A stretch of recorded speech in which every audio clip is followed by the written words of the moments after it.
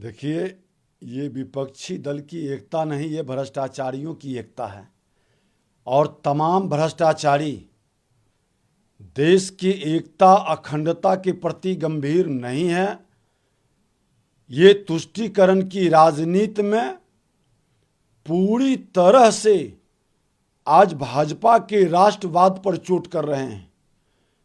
आज भारत के तमाम उन माँ भारती के संतानों का जिसका मान सम्मान स्वाभिमान को बढ़ाने के लिए देश के प्रधानमंत्री कठिन मेहनत संघर्ष त्याग बलिदान के बदौलत राष्ट्र को विश्व के धरातल पर गौरवान्वित कर रहे हैं, उससे घबराए हुए इनकी दुकान बंद होने के डर से, इनके भ्रष्टाचार से अकुत संपत्ति कमाए हुए लोग अपनी संपत्ति और जेल जाने से बचने के लिए एकजुटता का प्रदर्शन कर रहे हैं। लोकतंत्र की धरती बिहार को अपवित्र कर रहे हैं। बिहार की जनता को इससे क्या मिलेगा? माननीय मुख्यमंत्री जी, आप बिहार के विकास के लिए, बिहार में नए टेक्नोलॉजी के लिए, बिहार में निवेशकों को लाने के लिए, बेरोजगारी दूर करने के लिए करते सम्मेलन तो हम भी स्वागत करते। लेकिन इन भ्रष्टाचारियों की जामात को और देश के अंदर चुन चुन कर जो अकूत संपत्ति कमाया है, जो वंशवाद, परिवारवाद, व्यक्तिवाद की राजनीति स्थापित की है, ये लोकतंत्र की धरती को आप लज्जित और कलंकित कर रहे हैं। भारतीय जनता पार्टी से आपको एलर्जी हो सकता है, लेकिन बिहार की जो लोकतंत्र की धरती है, सांस्कृतिक विरासत जो गौरव प्रदान करता है, उसको क्यों लज्जित कर रहे हैं? यहाँ की जनता आपको माफ नहीं करेगी। उस बैठक में बिहार के लिए जो भय का वातावरण बना है, निवेशक भाग रहे हैं, लॉ एंड ऑर्डर संभालने की बात करते, हत्या अपहरण लूट बलात्कार का उद्योग चालू हो गया, इस पर चर्चा करिएगा। है हिम्मत? जो बिहार नहीं संभाल सका वो देश संभालने की बात करता है। ये उन नेताओं के लिए जो दूसरे देश से इस बैठक में आने वाले हैं, उनसे भी बिहार की जनता प्रश्न करेगी। आरजेडी ने अपने ऑफिशियल ट्विटर हैंडल से नए संसद भवन की आकृति का ताबूत से तुलना करते हुए 2 फोटो डाला है। इसको लेकर के जब सवाल पूछा गया तेजस्वी यादव से, तो उन्होंने कहा कि उनके इस ट्वीट के बारे में कोई जानकारी नहीं है। देखिए, इनकी विकृत मानसिकता और सोच इनके हर एक्टिविटी ट्वीट से प्रदर्शित होता है। आप राजद के बड़े नेता हैं, उत्तराधिकारी लालू प्रसाद यादव जी आपको घोषित कर चुके, आपके पार्टी से ट्वीट जाता है, मालूम नहीं? करनी कथनी में कहीं से समरूपता है ही नहीं। आज ताबूत के निकट ही आ चुके हैं ना, ताबूत के बंधन से बंध चुके हैं। वह सोच इनके मन मस्तिष्क में व्याप्त है। और मैं बता दूं कि सत्य सनातन के संतानों को आप ताबूत में बांधना चाहते हैं। भारत को जब 1000 वर्ष की गुलामी में इसको मुगलों ने नहीं इसके संस्कार को रोक सका, अंग्रेजों ने नहीं रोक सका, तो आपके जैसे लोग ताबूत में नहीं भारत को बांध सकते। स्वतंत्र भारत, 21वीं सदी का भारत का नेतृत्व देश के प्रधानमंत्री नरेंद्र मोदी जी कर रहे हैं। और आपके गिदर भभकी से यहाँ के लोग भयभीत नहीं होंगे, जो खुद दया के पात्र हैं, जो जातीय उन्माद, धार्मिक उन्माद पैदा करके सत्ता हासिल करते हैं। विकास की सोच नहीं है, अपराध पर कोई लगाम नहीं है।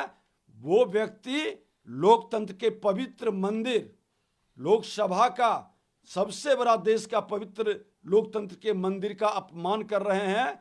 यह दुखद दुर्भाग्यपूर्ण है।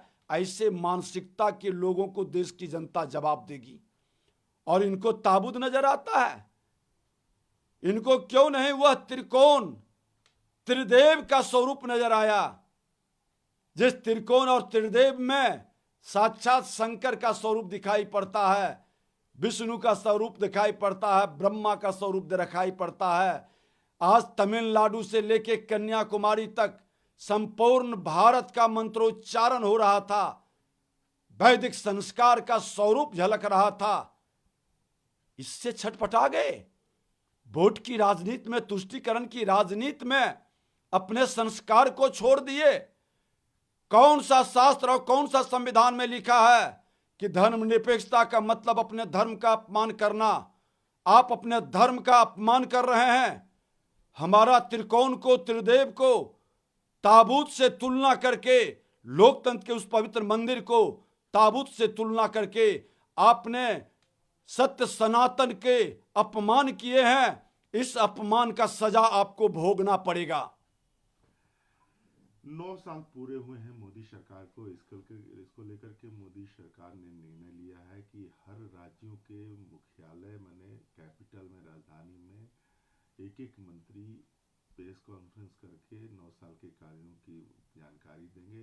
पटना में भी गजेंद्र सिंह शेखावत को मौका मिला है। देखिए, 9 साल बेमिसाल देश के प्रधानमंत्री जी के किए हुए उत्कृष्ट कार्य हर जनता तक जाए, लोग जाने और अपने राजनेताओं के बारे में उनकी पहचान, उनकी जानकारी से गौरवान्वित हो। आज देश के अंदर कितना बड़ा बड़ा परिवर्तन हुआ। जहां आधी आबादी हमेरा अंधेरा में था 14 के पहले, आज कोई गांव अंधेरा में नहीं है, हर घर में रोशनी पहुंच गया। आज 50 करोड़ से ज्यादा लोगों को बीमारी से, मौत से रोकने के लिए आयुष्मान भारत का कार्ड है। आज कई ऐसे, हर गरीबों को, किसी को भूख से मरने नहीं दिया जा रहा है। 80 करोड़ लोगों को घर में अनाज पहुंच रहा है। आज बताइए, गैस का चूल्हा से लेके कई ऐसे कार्य हैं, दर्जनों कार्य की जानकारी जिसका लाभ बहुत लोग आज भी नहीं ले पा रहे हैं। उन लाभ लोग उठाए, इसके लिए आज प्रेस कॉन्फ्रेंस किया जा रहा है। और सच तो है कि सांस्कृतिक सम्मान के साथ साथ प्रगति, विकास, डेवलपमेंट, नए टेक्नोलॉजी, पुरानी परंपरा का सम्मान और नए तकनीकी का स्वागत का एक स्वरूप भी झलक रहा है। जहां पर पूर्व प्रधानमंत्री कहते थे कि 100 रुपया में 15 रुपया पहुंचता है गांव में, आज 100 रुपया में 100 रुपया जनधन योजना में सीधे अकाउंट में जाता है। भ्रष्टाचार पर रोक लगी है, भ्रष्टाचारी परेशान है।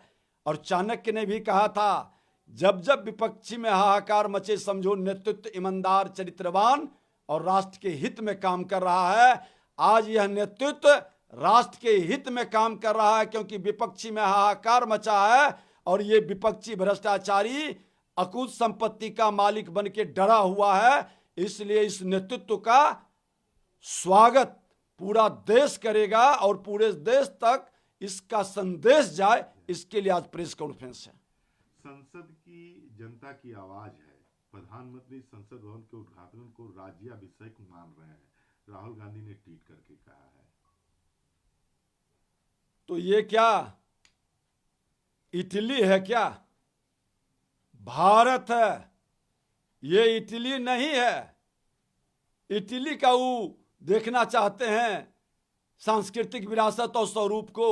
ये भारत का सांस्कृतिक विरासत है, जो तमिलनाडु के दक्षिण हमारा सांस्कृतिक विरासत का, अगस्त ऋषि का, आज स्वामी कार्तिकेय का वो धरती, वो स्वरूप आज सदन के अंदर आया। बेचैन हो गए।